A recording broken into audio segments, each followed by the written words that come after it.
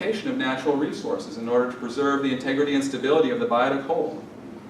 All right, so here's Collicutt's response. He argues that the land ethic does not obligate anyone to act contrary to humanistic principles of respect for our human community and our fellow human beings.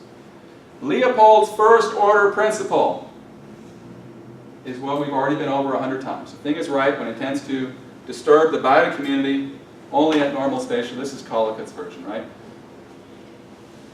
Collicutt instructs us that two second-order principles can be derived from the communitarian foundations of the land ethic. These two second-order principles are as follows. Second-order principle number one, obligations generated by more venerable and intimate communities, for example, human families, towns, cities, states, nations, etc., take precedence over those generated in more recently emerged and impersonal communities, right? Like communities between forests and humans. Those are much less personal, right? And they're more recently emerged, arguably. And then, however, so that would kind of bring us back to where, okay, we got to favor the humans now, right? Because of the second order principle number one. But then second order principle number two says, stronger interests generate duties that take precedence over duties generated by weaker interests. So in other words, the vital interests of biotic communities, for example, life, habitat, food sources, take precedence over the non-vital interests of human communities, okay? So second order principle number one says, where there really are conflicts with vital human needs, right? Vital human interests, then yeah, you've got to go with the human interests, right? Absolutely. But when all we're talking about are non-vital human interests, and we're talking about vital non-human interests, right? Vital interests about, then well, we better go with the vital interests of biotic communities, and that means, well, sometimes, you know, there might be the economy might take a hit, but if we're serious about you know, living within our means, then we have no choice. Two examples given by Collicutt in his essay that I'm asking you to read for Thursday. He uses an example from Sartre's, one of Sartre's novels, I think. He was a French philosopher and novelist, and he wrote about this young man's dilemma during World War II when the Nazis were occupying France, right, and installed the Vichy government in Paris and occupied Paris and other parts of France.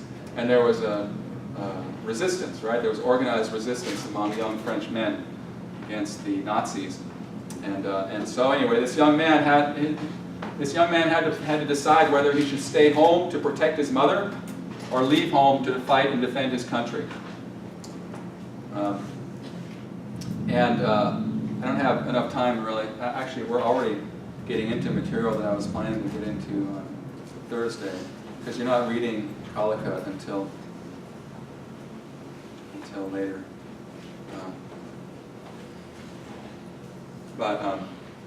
Application of second order principle number one in the Sartre example of the young man who's trying to figure out whether he should go fight, join the insurgency, the counter-revolution, or you know, fighting the resistance in Paris, or should he stay home and protect his mother?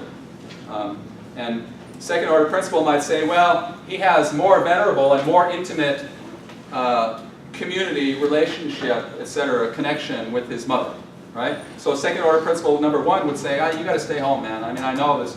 But second order principle number two would say, stronger interests generate duties to take precedence over duties. And arguably, when your whole nation, you know, is under the thumb of Nazis, then there may be stronger interests prevailing to draw you away from home, and, well, your mother's going to have to fend for herself. Right? You see how that works? And anyway, it's kind of an odd example, but Collicutt thinks that these second-order principles are part of Leopold's community concept, and so he thinks that we can balance out whenever we have conflicts between the vital needs of humans and the vital needs of a biotic community, the human community can take precedence.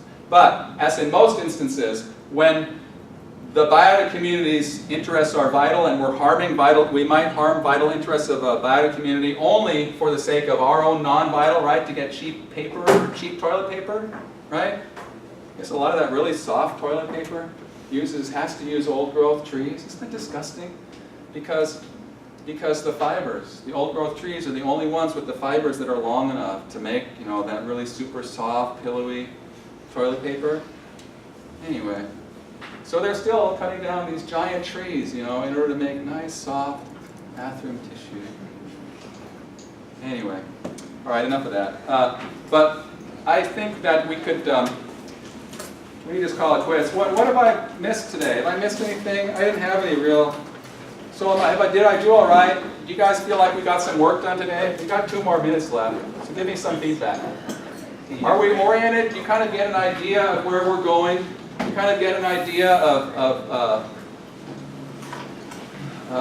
this distinction between basing our moral judgments on our feelings, our sentiments, and basing our moral judgments on rational rules?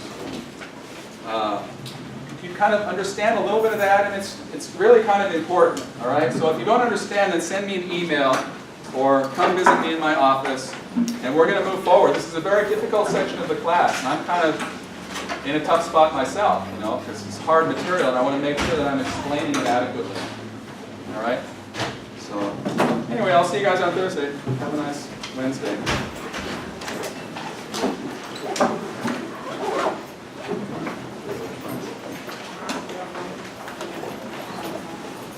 Hey, Wences, how's it going?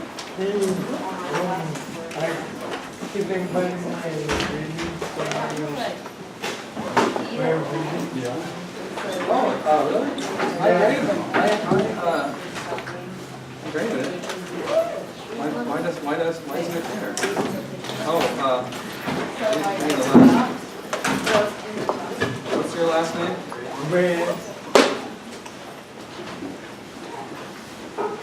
How do you spell your last name?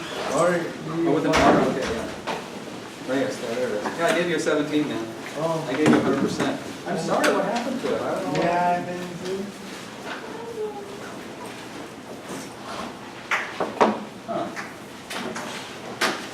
Well, I'm sorry, Wences, I don't know what happened to it, man. It's not weird. It must have got separated somehow, but I graded it. Look at the this one. Yeah, thanks.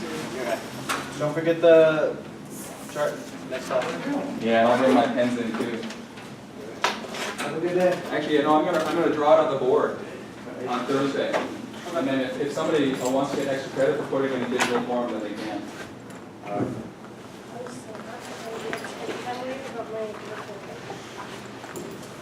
Oh, you're worried about what we just handed in? Yes.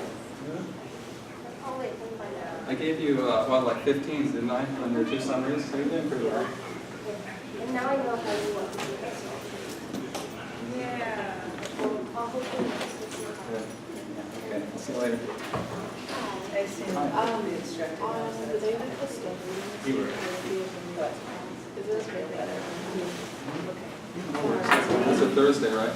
Yeah, it was February 4th. Give yourself plenty of time. It's a long I'm day. the tab, I'm holding nothing back, all my, little ideas, my suburban supplier, everything that I have planned. I don't have to